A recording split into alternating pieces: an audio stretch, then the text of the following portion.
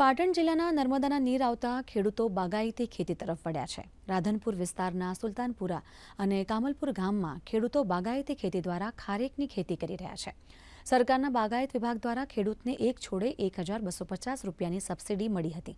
હવે ખારેકનું ફળ લાગતા ખેડૂત દર વર્ષે 17 લાખથી વધુનું વેચાણ કરે છે અને 8 લાખ જેટલો નફો મેળવે છે. આજે રાધનપુર જેવા સૂકા વિસ્તારમાં ખેડૂતો ખારેકની ખેતી થકી લાખોનું ઉત્પાદન મેળવી રહ્યા છે અને તેમનો પાક વિદેશમાં પણ મોકલી રહ્યા છે. 2 હેક્ટરની અંદર વાવેતર કરેલું છે. 240 રોપાનું વાવેતર કરેલું છે અને જે 7 થી 8 વર્ષથી અમને ઉત્પાદન મળી રહ્યું છે અને અમને ખારેકથી અમારી મતલબ કે અમારું આર્થિક લેવલ સુધર્યું છે.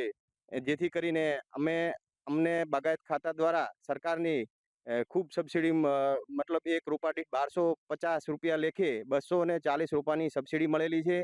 એટલે અમે ગુજરાત સરકાર અને બાગાયત ખાતાનો ખૂબ ખૂબ આભાર માનીએ છીએ. પાટણ જિલ્લાની વાત કરું તો દિવસે દિવસે પાટણ જિલ્લો સફળતાની બાબતમાં ખેતીમાં પ્રગતિ કરી રહ્યો છે. ટૂંકમાં કહું છું, બાગાયત ખેતી કરી અને નવીનતમ અભિગમ અને નવીનતમ સાહસ કરી ખેડૂતો પ્રગતિ કરી રહ્યા છે. જે ટિશ્યુ કલ્ચર ખારેક દ્વારા બાગાયતી સહાય પણ ખેડૂતોને મળી અને જેના થકી ક્વોલિટી ઉત્પાદન લીધું અને સારી બજાર ભાવ મેળવતા થયા.